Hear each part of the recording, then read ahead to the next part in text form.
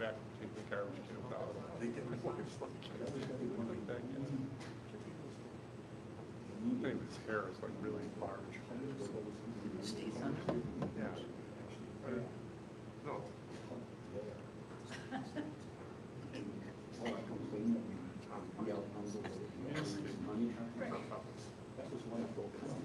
I know, right? You're like, what was I wishing for?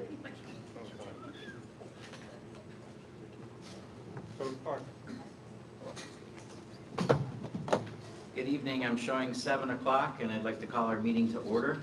If we could all rise and begin with the pledge to the flag. I pledge allegiance to the flag of the United States of America and to the republic for which it stands, one nation, under God, indivisible, with liberty and justice for all.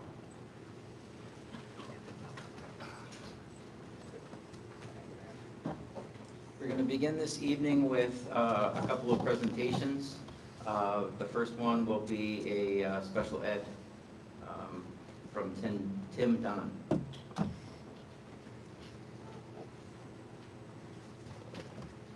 Good evening. I'm just here to present our mandated special education plan.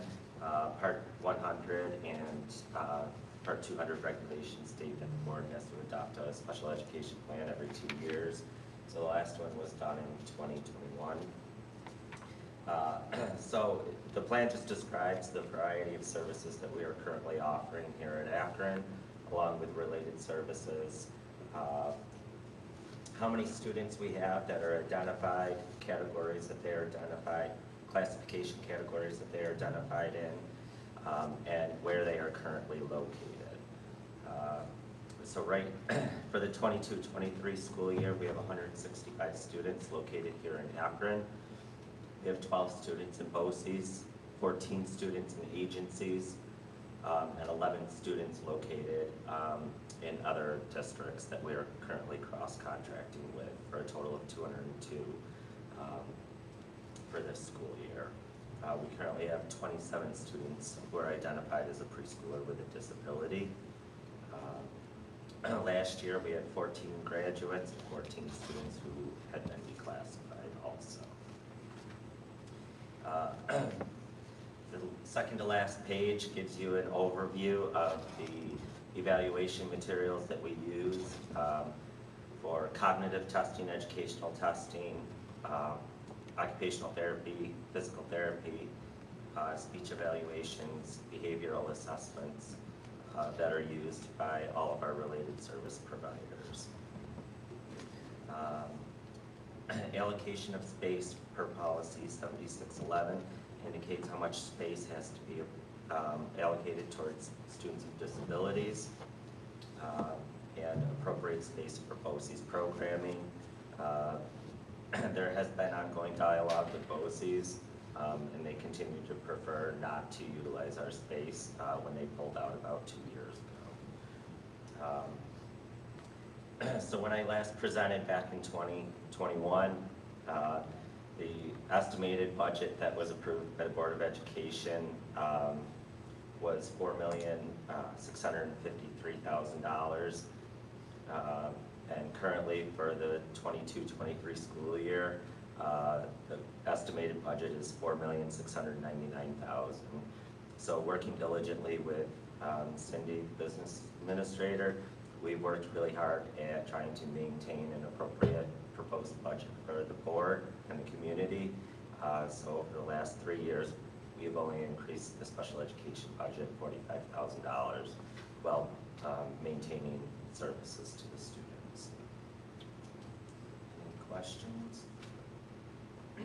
You've raised the budget $45,000 over the last couple of years. Mm-hmm. Do we have adequate funds in there if we have a student with special needs move into the district to cover them?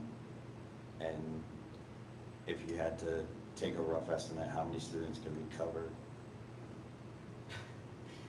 That's a loaded question. I figured. I'm not a big gambler, I would say. So I would never say enough is enough because I just never know what to expect. You know, Cindy and I have worked diligently to try to maintain approximately enough to cover 3 to 4 students in the BOCES budget and 3 to 4 students in agency placements. So depending on student need, you know, we would be able to move some funding, but if we get over 7 to 9 students, we're gonna be cutting things close. Okay, thank you. Can you talk a little about historically, obviously, we've had move-ins, do you have any perspective of historical trends? As you said, you don't have a crystal ball, you can't anticipate you might buy property or rental property in the district, but what experiences have we seen since you've been here?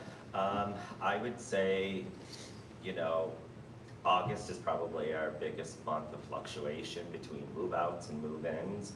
So, you know, we can get anywhere between 20 move-ins and 15 move-outs. It just really depends. I would say the trend is that students moving into the district are of higher need of outside placements than students who are coming in to stay within the district for services.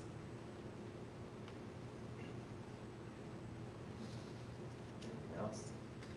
I just want to thank Tim for your leadership. We have an outstanding continuum of services for students both here within our brick and mortar building as well as the partnerships you've established and the relationships you've established with families to see that students with disabilities needs are met. So just Thank you. want to commend you on your hard work. Thank you. Thank you. Thank you. Moving up to our next presentation, Ms. Trutter with the final budget for 23-24.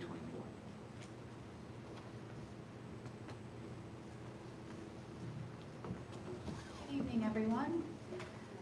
So I'm going to take some time to go through, I know it seems like an enormous amount of various reports, but what I try to do is send you reports that are kind of summarized in generalized areas. The first report I want to review with you is titled Projected Revenue, and it's a one-page document that has a summary. It includes the 21-22 actual revenue that we secured, the current year's adopted budget, and then the proposed budget for 23-24. And I do want to go through several of these lines just to give you a good flavor for where we're at. In keeping with the board's directive, I did increase the real property tax levy by 1%. I want to thank the board for their permission to do that, and as it turns out, I want to recommend that we keep that 1% increase in light of where the budget is estimated to go over the next several years. I want to make a broad statement by saying that this was a difficult budget to balance. I have maximized revenue estimates probably to the fullest extent possible, which tells me I needed to really bring these revenue estimates up as high as I could to fund the expenditure budget. And what I estimate with the closure of the federal funds that are available this year, next year we'll have a bit of a challenge on our hands in terms of balancing the budget. So I appreciate the board allowing me to increase by the 1% tax levy. Because I do think that we're going to see a need to continue to fund these budgets with some tax dollars, and we don't want to jolt the community with a large tax increase. I want to piggyback that by saying this was an interesting year in terms of filing the tax cap, because the tax cap calculation said that we as a district could increase by 16.18%. which seemed like a complete and total mistake to me, but I reached out to the state, and unfortunately it was not a mistake. As you recall, last year we had a big influx in the Royalton town for the power plant that was put there. And that generated a skewed factor in the tax levy cap calculation, which basically said without getting a 60% vote approval this year, we could have increased our budget by 16.18%, which was approximately 1.6 million. Of course, we're not going to do that. Of course, this board wants to be responsible to its taxpayers.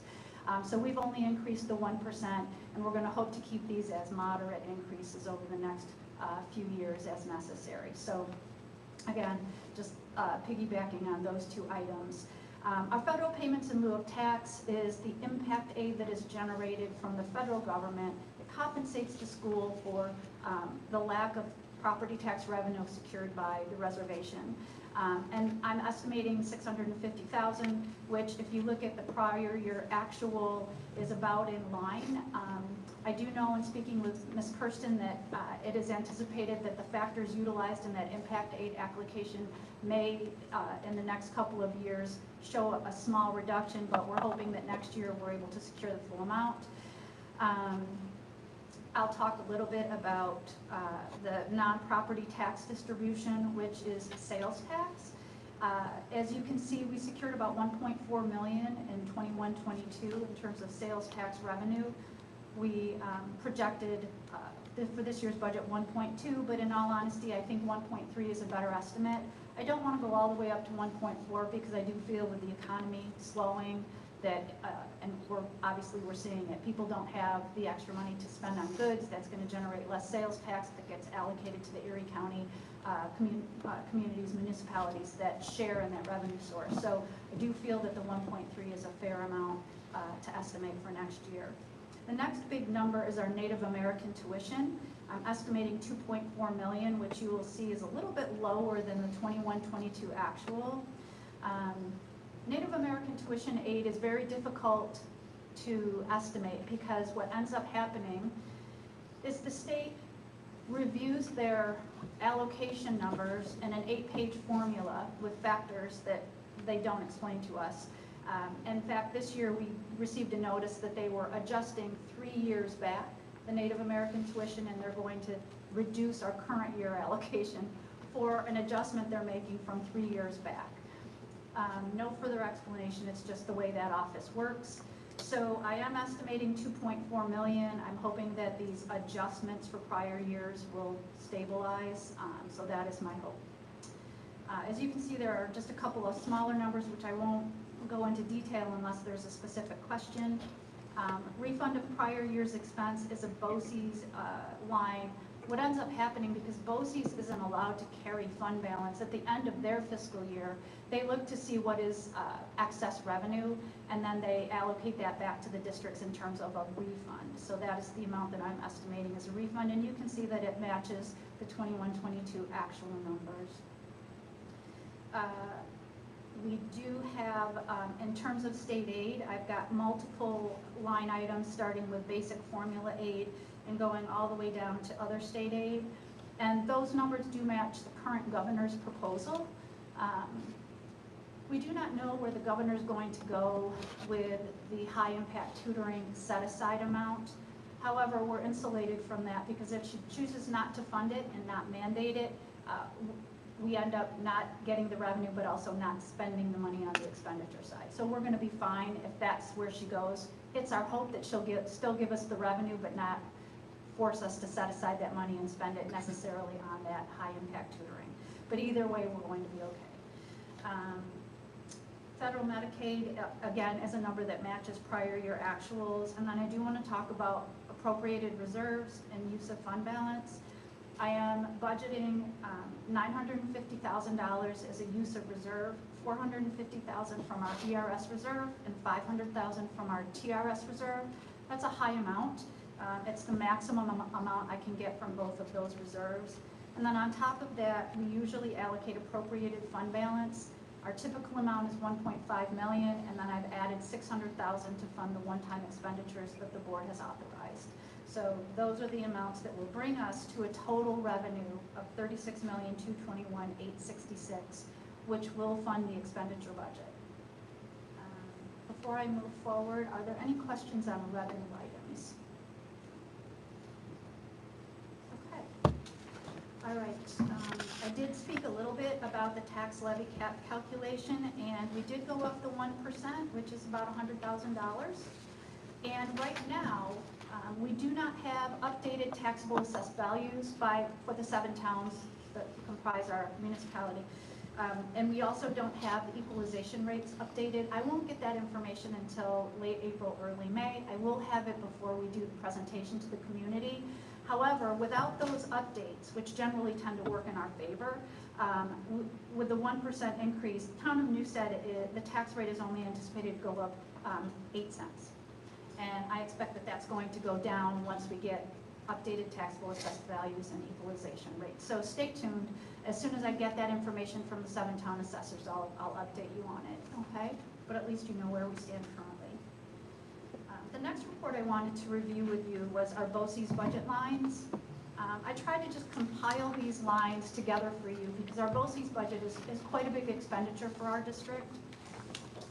So I've given you the account number and a description of the line item, and there's maybe 15 or 20 specific BOCES codes that fund many, many, many service contracts and purchases through BOCES.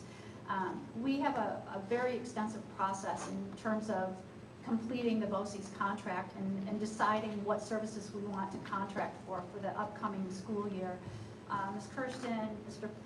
Kowalski is in there, Steve Dimitrov is in there, Mr. McCabe and I participate, and then we go through a 6-week process really honing in on the services that are going to be necessary. I know many of us work back to stakeholders to make sure that we're securing services that are absolutely necessary and spending dollars in the best way possible for the district. So these specific line items capture all of those services, all of those contracted items, and all of those purchases through Erie One BOCES, Niagara Orleans BOCES, Genesee Valley BOCES. So it does include the cross contracts, and there are some other BOCES that we also cross contract with. Would anyone have a specific question on any of the BOCES lines? Okay. All right, very good. And again, just to review, BOCES is an aid-generating expenditure. So the more we spend with BOCES, generally we're getting about 70 cents back on the dollar, with certain exceptions, and they have some nuances in their formulas. But again, it does help us to spend money with BOCES when they provide a good service, and then we're getting aid back the following year to help fund future expenditures. The next packet I want to review with you is called salary budget lines. And again, you have the full expenditure model with all of the details, so you could look up any of these salary lines, and that full expenditure model will tell you every single person that's budgeted within that code, along with their associated salary, whether they have grad credit, whether there's a stipend associated with them. And so you will see all of the details for all of these lines in your big, thick, full expenditure model. But this gives you a good summary of each of those salary lines so that you can compare it to the 21-22 actuals versus the current year's budget. I was in a conversation with Mr. Allen earlier today, and I said, you know, salaries are pretty cut and dry. We know there are teachers on certain steps, they move up a step. Salaries are contractual, so there's very little leeway in this type of a budget. So there isn't much nuance to it, but I do think it helps to just have it all summarized in one place. So I would just ask, does the board have any question with regard to any of these salary items that they would like me to give further details on? Okay, excellent. Then we'll talk a little bit about our budget for the benefit side of the district. And again, I tried to summarize this for you. I do want to talk a little bit about our ERS and TRS systems. Our ERS expenditures are going up slightly. We're moving from a 13.1% contribution rate to a 15% contribution rate. And again, ERS has multiple tiers. I tend to budget based on tier 4, which is the tier that most of our ERS employees are participating in. So again, you'll see the ERS numbers, which are the top 2 on your summary, going up slightly. The TRS rate actually went down a little bit. So current year rate is 10.29%, which means the district contributes 10.29% of the salary for every TRS employee. And that is going down to 9.76% next year. So slight decrease from the TRS rates, which is great. That's why you'll see those numbers decreasing slightly. Our 403B retirement benefits covers contractual requirements in the AFA contract along with the administrator's contracts for mandated contributions with certain nuances. For example, in the AFA contract, for every AFA member that contributes up to $300 into a 403B, the district will match it for $300 into a 403B. On top of that, when someone retires and they cash out their sick days, that goes into a 403B plan. So we anticipate what potential retirements might be, and we make sure we have some resources there to pay for those payouts when they occur. And for example, this year we have several retirements. They will all generate some payouts that will hit that line in the current budget year. Social Security benefits covers obviously the FICA and Medicare tax associated with all payroll for the district, both non-instructional and instructional.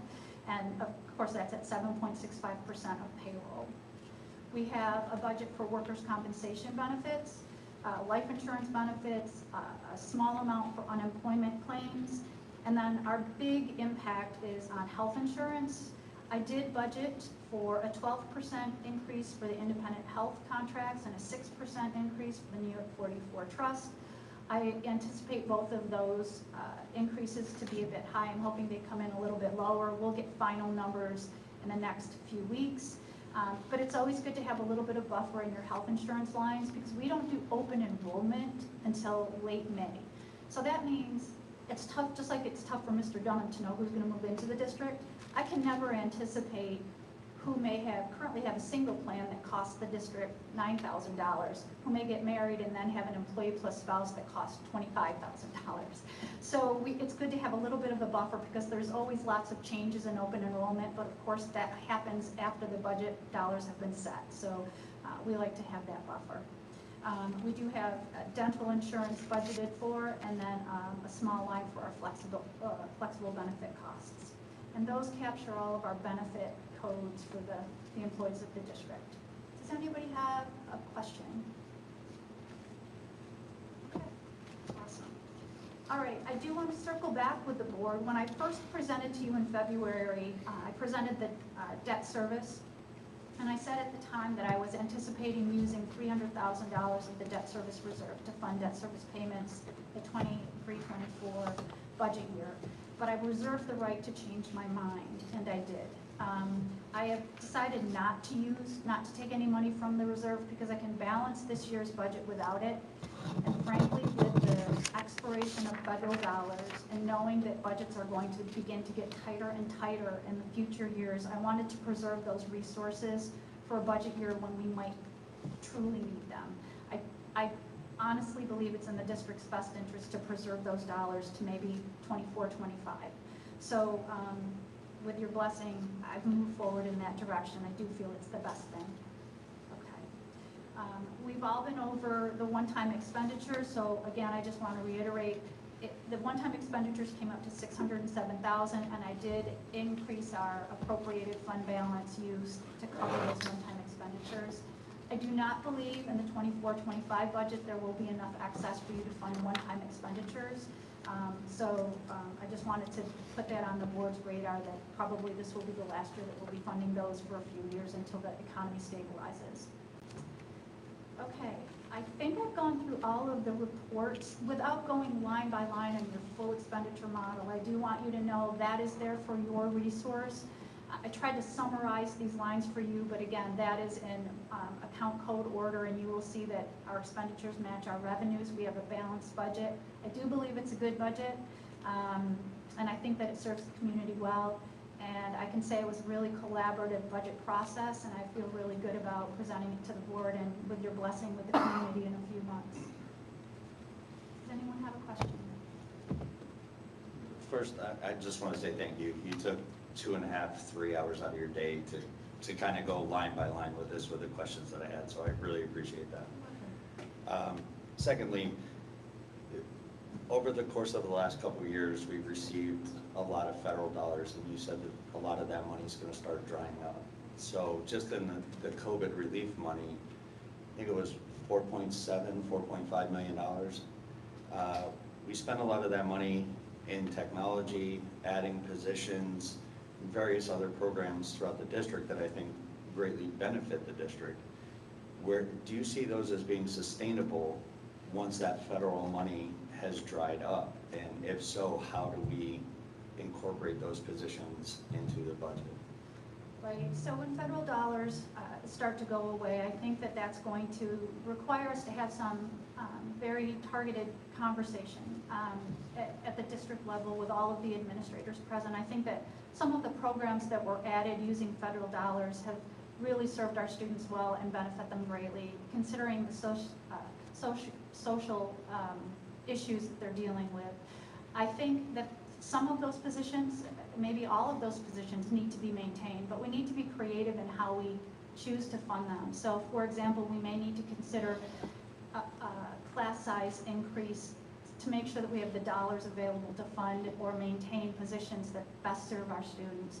But those will be conversations that will be taking place in the next, I would say, school year as we develop the budget for next year to see what can be maintained and how we can creatively fund it. I think every year is an undertaking on what works well, you know, what have we basically finished in terms of initiatives and how can we use those resources for something else. So those conversations will take place starting in November, December next year is my anticipated response. And I don't need to speak for Pat.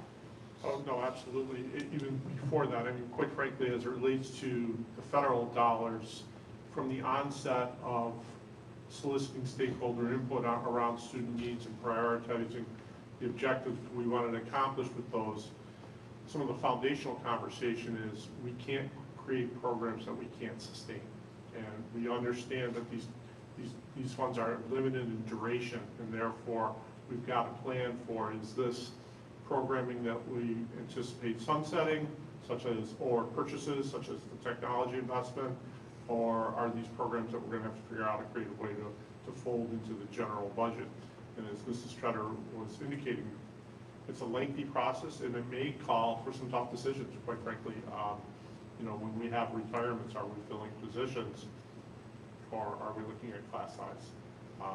Is there a way to consolidate any other areas in order to sustain some of the things we did purchase? I will say, I know, as I mentioned, we were required by the grant to solicit a community input, and we did. And you'll be receiving a presentation on the federal dollars in the April meeting. We talked about this internally, and we didn't want to confuse the community by talking about building our budget, which is predominantly derived approximately 50% by state aid and local aid, taxpayer, and the federal money, because commingling the development of the budget as we're also talking about the expenditure of federal dollars may have led, I think, to some unnecessary confusion.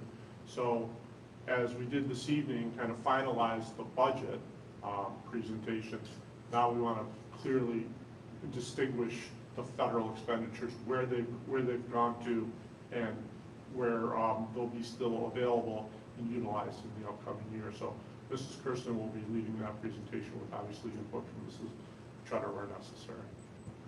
And I would also just follow up, like, we do try to be creative every year. So for example, you had asked Mr. Dunham about, will we be prepared should we have an influx of special ed students that need services?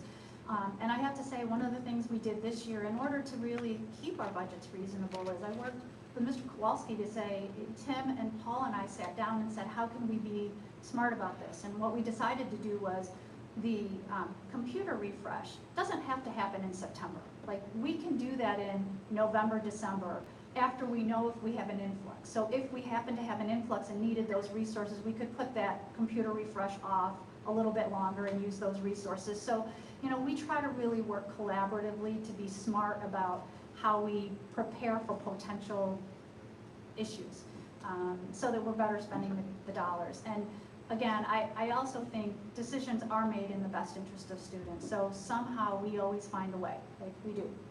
And we're going to continue to do that. I just want to make sure that we can fund those programs, because like I said, I think they have been beneficial to the district. I want to make sure that we're not going backwards. You made mention earlier, the economy is cooling off. Interest rates are going up, less purchases are happening, especially on big ticket items. So that tax base isn't as plentiful as it was before. So I want to make sure when those federal dollars are gone, we can still sustain. the programs that are going to benefit the kids. That's great. It's good to hear, honestly, for supporting this, because they are very worthwhile. If anyone, as you're going through the myriad of reports that I sent you, if you have any questions or any concerns or just want clarification on something, please reach out to me. I'm more than happy to walk you through it or give you more details. So feel free to call. Okay? Thank you. Thank you. Don't go too far. Okay.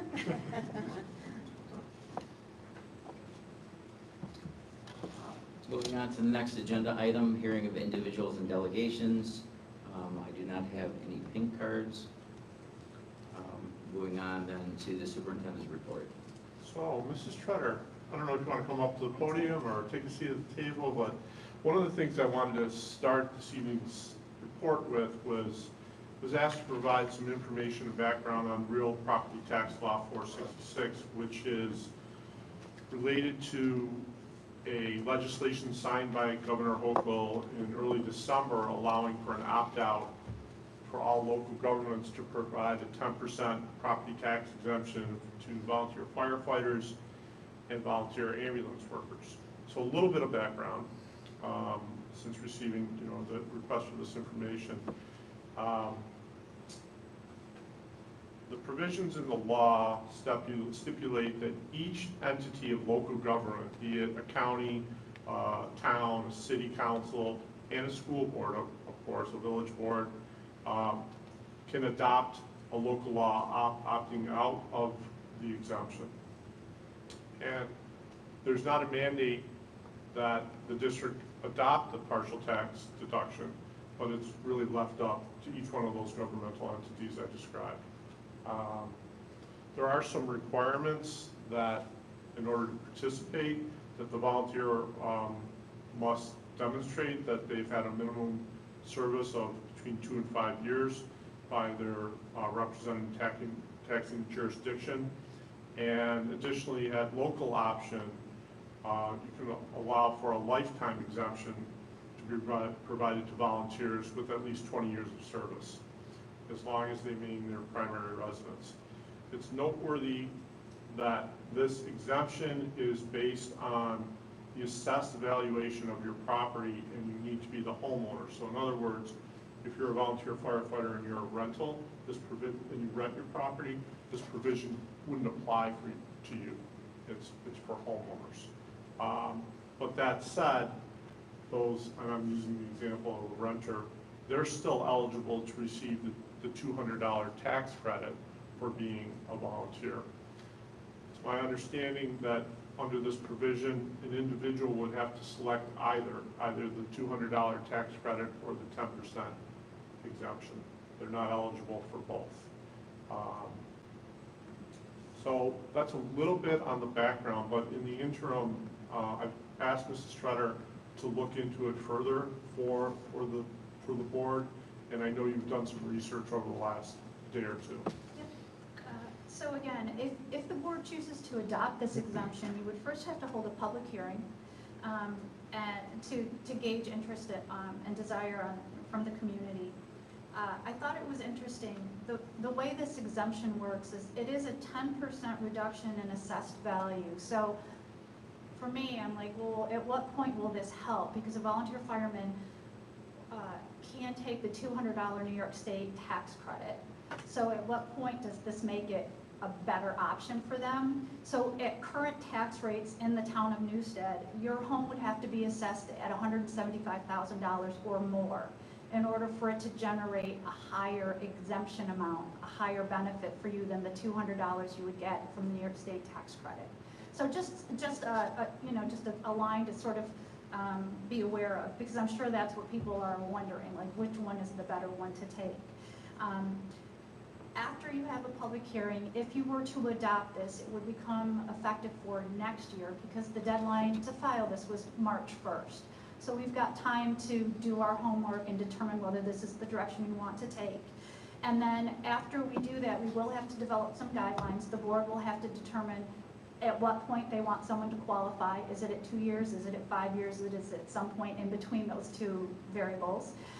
You'll also have to determine how a person would apply for that, like what the paperwork is. There is a state form that's developed, but to the extent that there are nuances or differences, if you say 3 years is what makes sense to you, then we would adapt the form to say, I've been serving for more than 3 years, 3 years or more.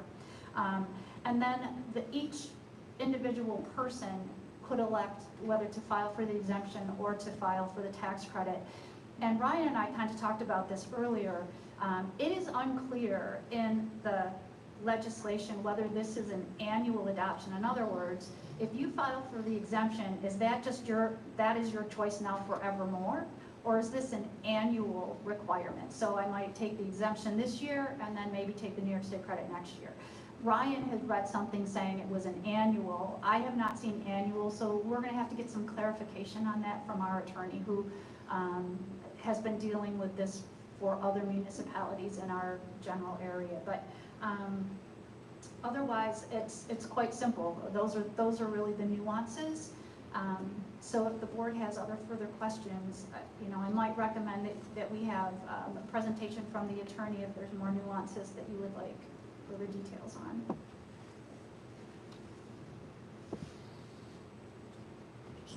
Any questions or even comments now from the board?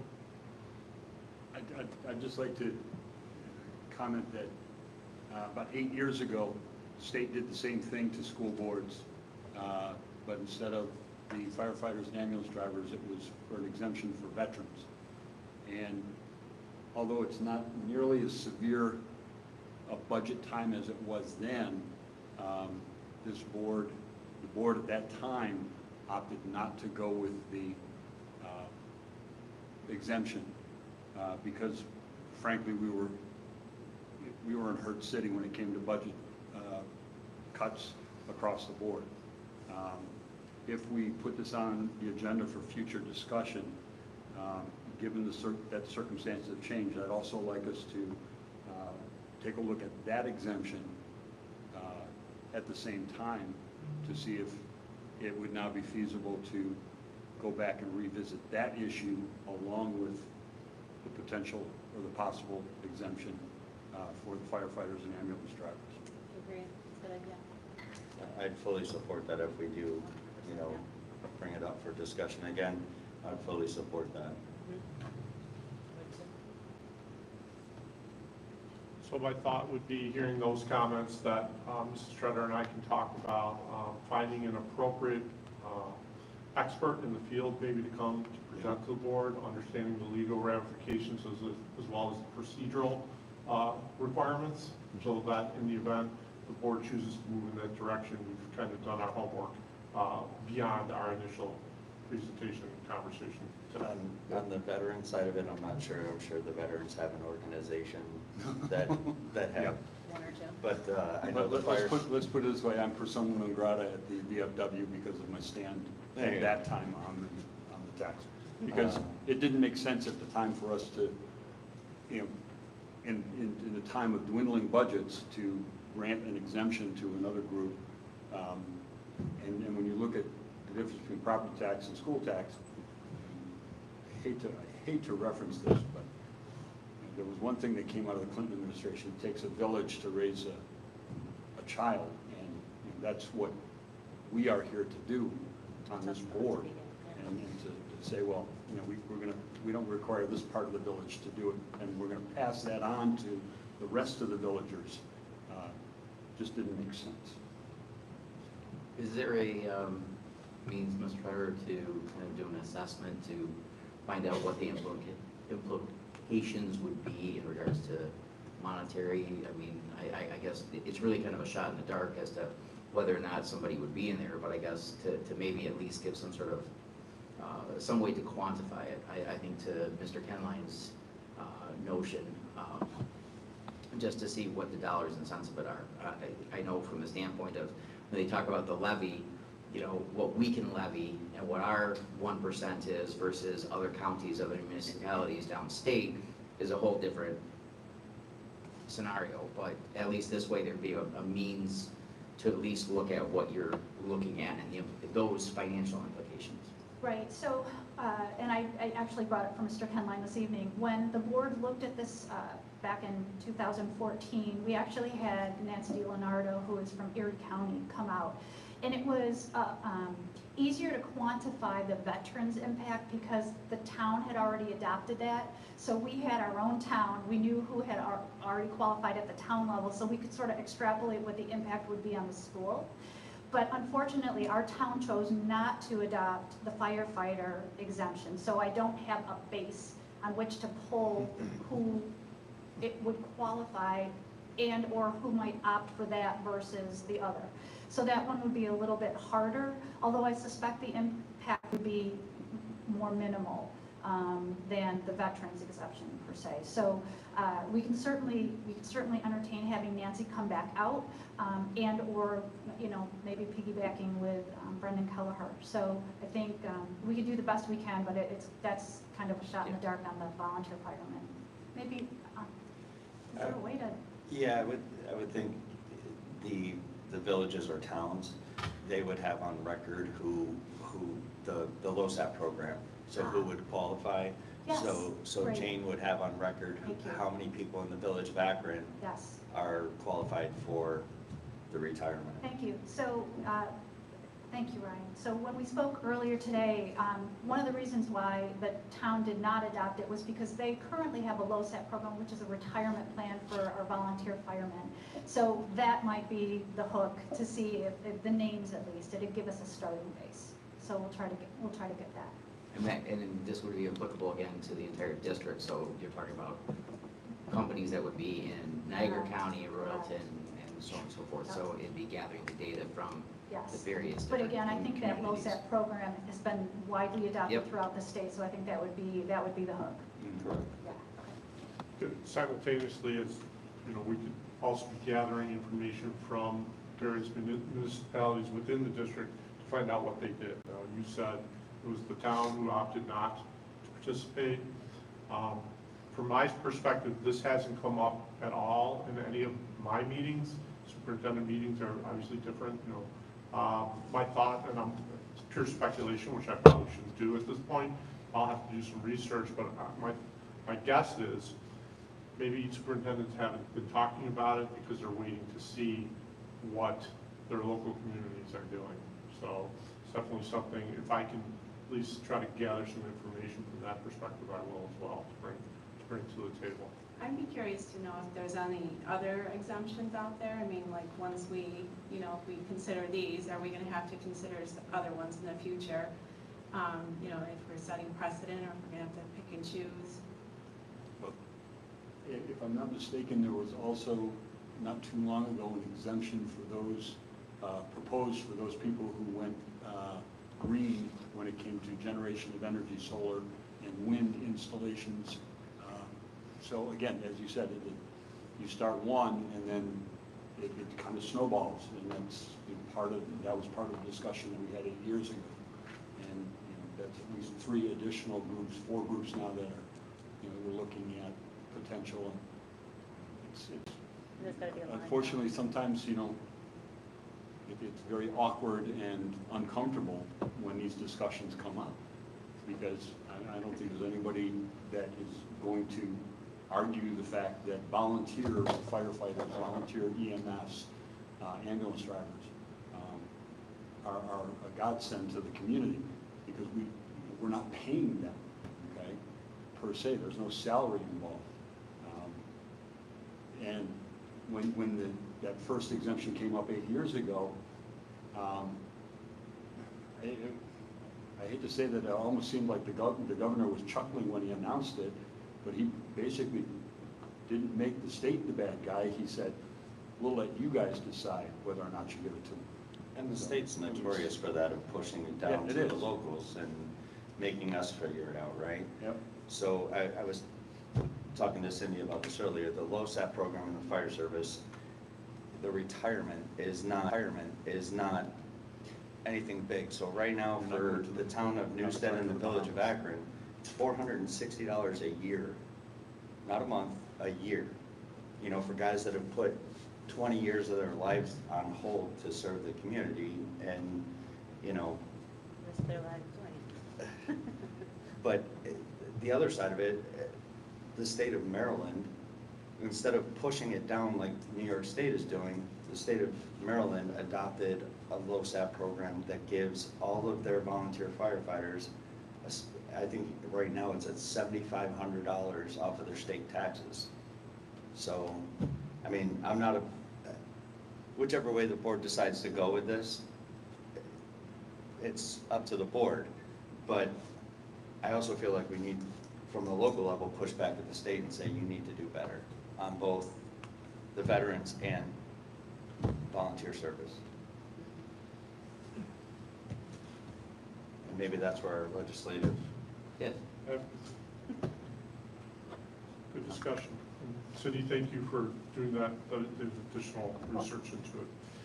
I wanted to give the board an update on something that has been really been underway for a number of years, quite frankly, but that is our diversity, equity, belonging work. You know, Akron has taken great pride for a very long time about the way that we recognize, celebrate diversity within our school. And quite frankly and shortly, you know, a lot of times we focus on our indigenous community and those students. We're looking to expand that definition and be more capable of really meeting the educational needs of all kids and creating an inclusive and welcoming school. So when I say the word diversity, words diversity, equity, and inclusion, that may draw something to your minds. But we are diverse in our socioeconomic status. Our children are diverse in their family structures within their homes. They're diverse within their cultures. Sometimes they're diverse within their languages spoken at home. They're diverse in their life experiences. They're diverse in their abilities. So what we want to do is make sure when those very diverse kids come into our school that they see windows and mirrors.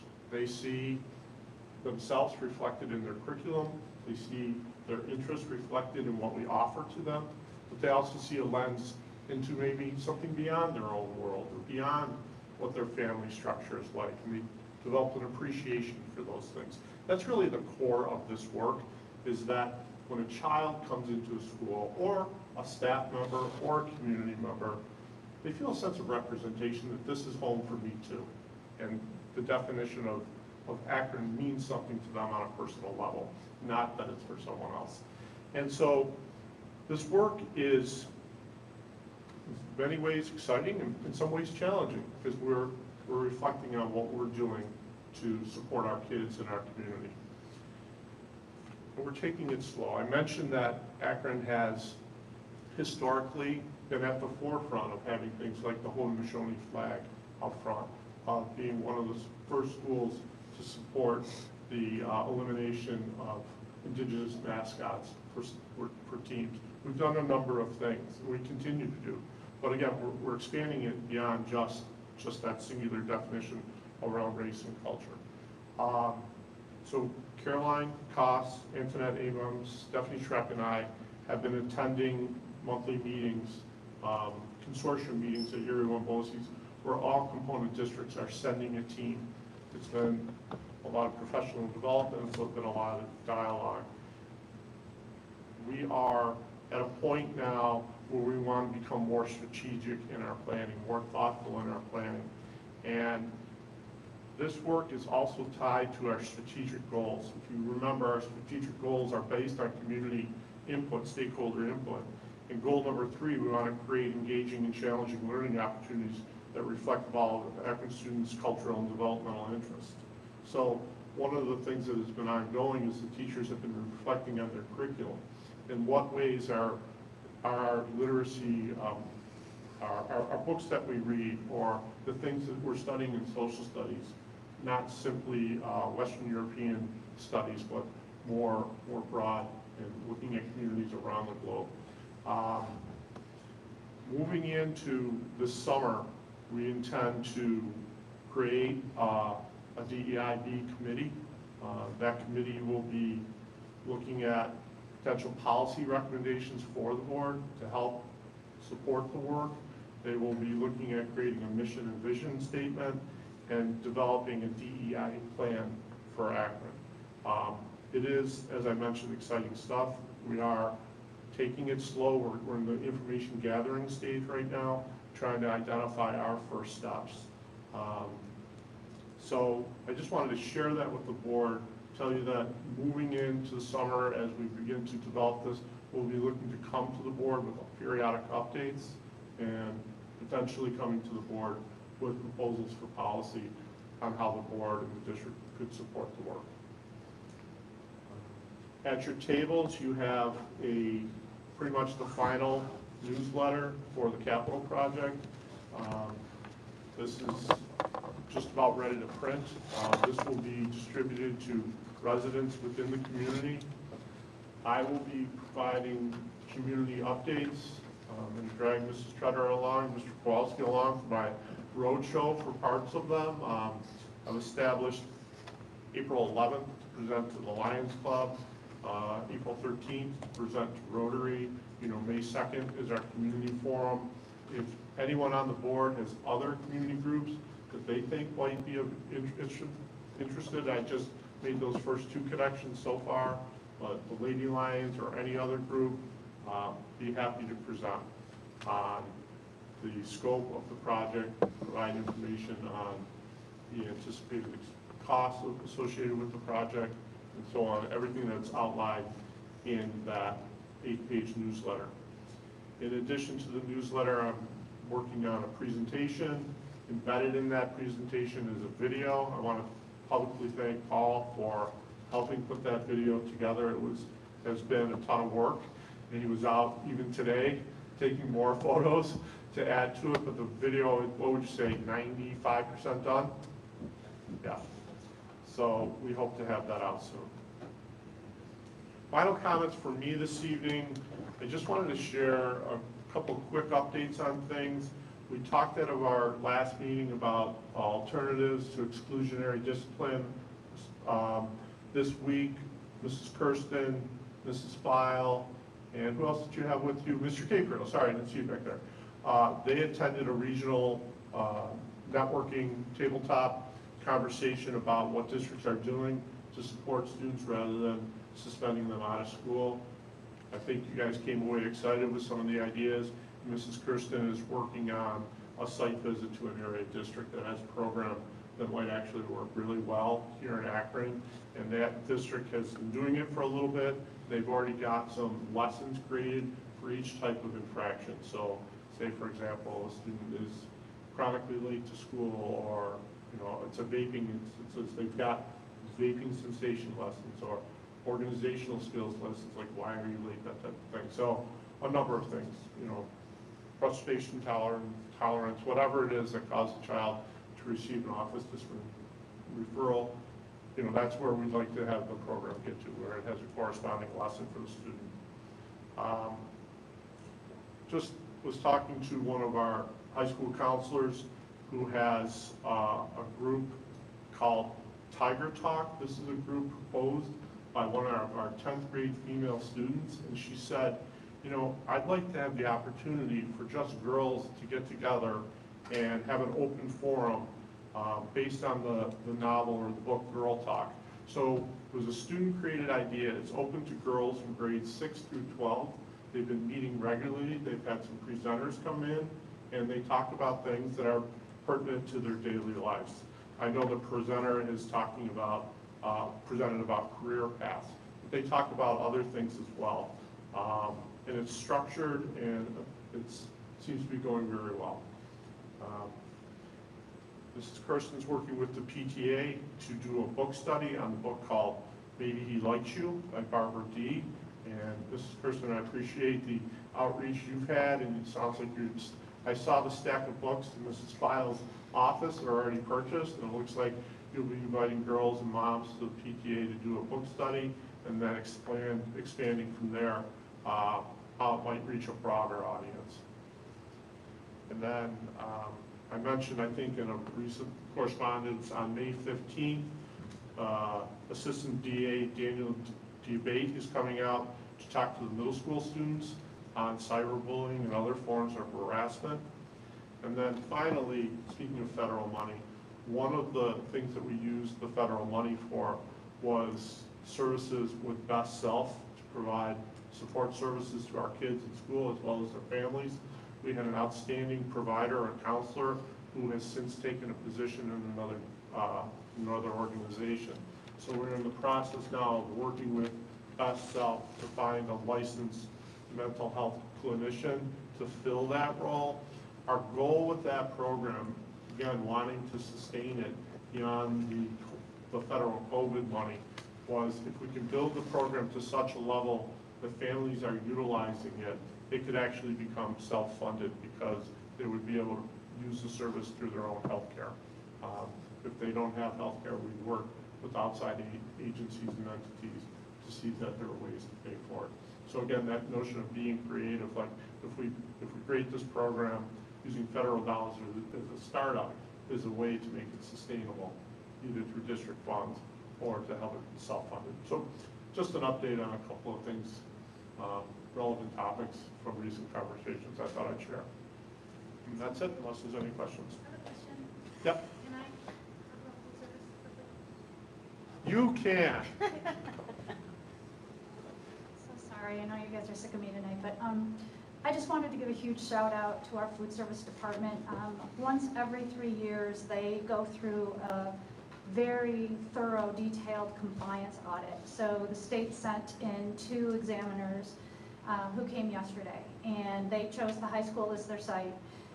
And they looked at menus and nutritional content and offerings and making sure that when kids go through the line that they're purchasing a compliant meal, and they really put everyone through their paces. And I want to recognize that every single person in that department, but especially Mary Lou Groff, who is our cook here in the high school, Diane Ernst, who is our assistant cook. I want to recognize Sherry Leonard, who stepped in to help with the things that Carrie was unable to do. And I want to recognize Carrie Gates. I know you just recently accepted her resignation. We're so sorry to have her resign because she did a phenomenal job, and this audit went well because of the job that she did. And I want to recognize Sarah Alexander as our other cook manager, who works really hard on menus. And the state auditor said if we could clone Mary Lou Groff, we would clone her and put her in all the districts across New York State. Her records were that meticulous. So again, I'm just so proud of them, and I asked Pat if I could please sing their praises tonight because I wanted you guys to know they're awesome ladies. So anyway, thank you. Thanks for sharing that, sir. Anything else? Well, now I feel like I have to recognize someone too. So briefly, music department, if you had an opportunity to see either the Music and Munchies or the cabaret concerts, you know, just top after top after top-notch performances from the musical and then the concerts over the weekend. So they're amazing. That's it. Moving on to the next item. The meeting minutes. That the Akron Central School Board of Education accept the minutes of the January 26th, February 8th, March 15th regular business meeting, and the March 22nd special business meeting submitted by the district clerk Roxanne Rodmet. Consent items 5A to 5D. Moved. Second. Second, Phil.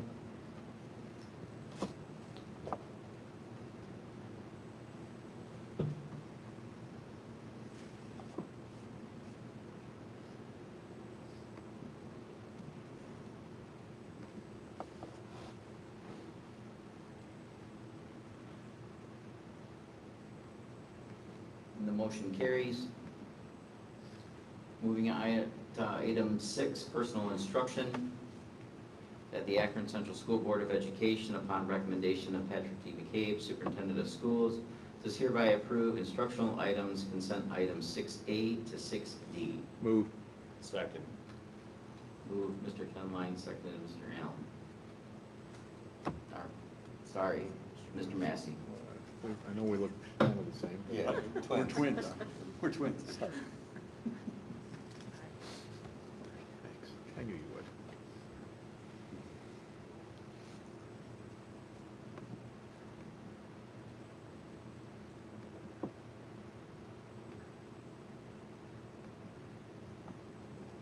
Motion carries.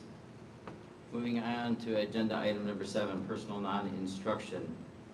That the Akron Central School Board of Education, upon the recommendation of Patrick D. McCabe, Superintendent of Schools, does hereby approve non-instructional items, consent items 7A to 7B. Moved. Moved, Mr. Allen. Second.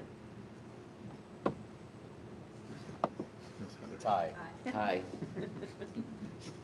Seconded, Ms. Pinishore.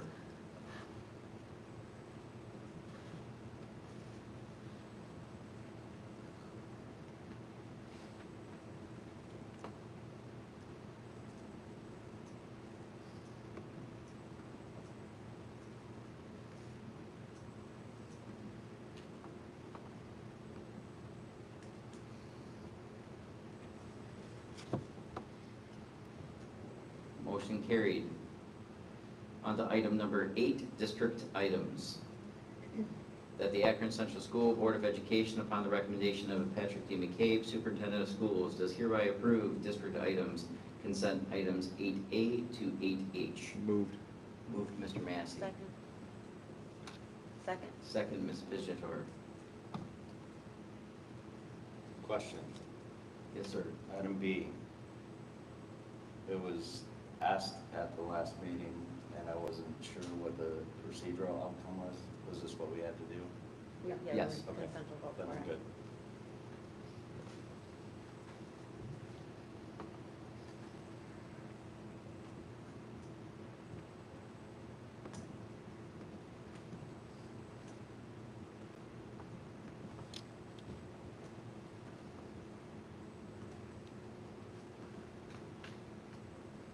Motion carried. Agenda item number 9, special education. The Akron Central School Board of Education, upon the recommendation of Patrick T. McCabe, Superintendent of Schools, does hereby approve special education items, consent item 9A and 9B. Move. Moved, Mrs. Kay. Second. Second, Mr. Allen.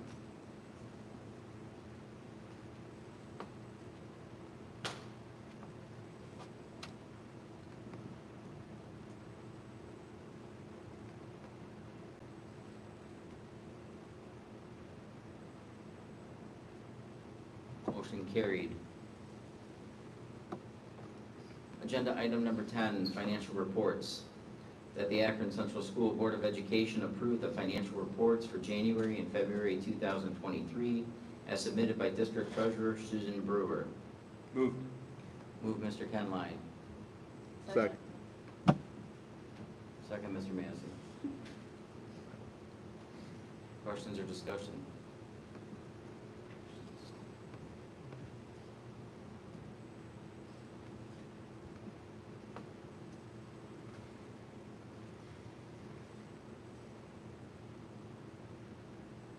Motion carried. Item number 11, school board correspondence, Thursday, April 20th, ECASB legislative team meeting 6:30 to 8:30. Thursday, April 27th, Philcon Tech at the Kenton Career and Technical Center from 6 to 8 p.m. See Ms. Redmond for registration by April 13th. Saturday, April 29th, the ECASB Road Rally, going from 1 o'clock. See Mrs. Redmond to register by April 11th. Upcoming dates, Monday, April 3rd through Friday, April 7th, spring recess, no school. And Tuesday, April 18th is the next Board of Education regular business meeting at 7 p.m. here in the cafeteria. Agenda item number 13, board discussion.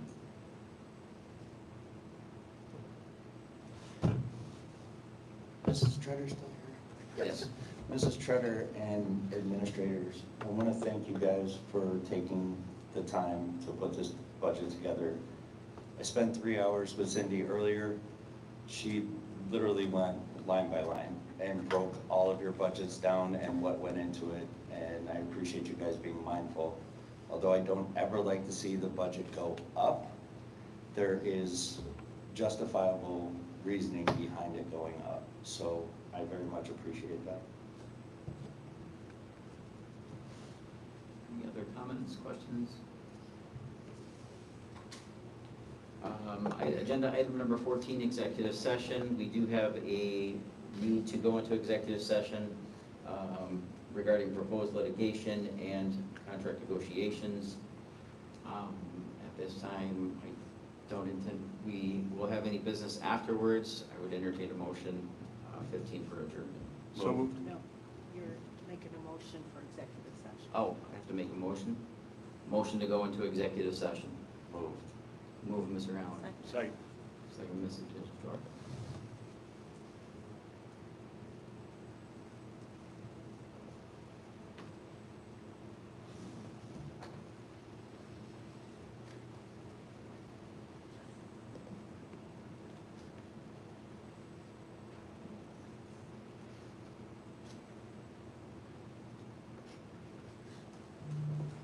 Motion is carried. We are in executive session at 8:05.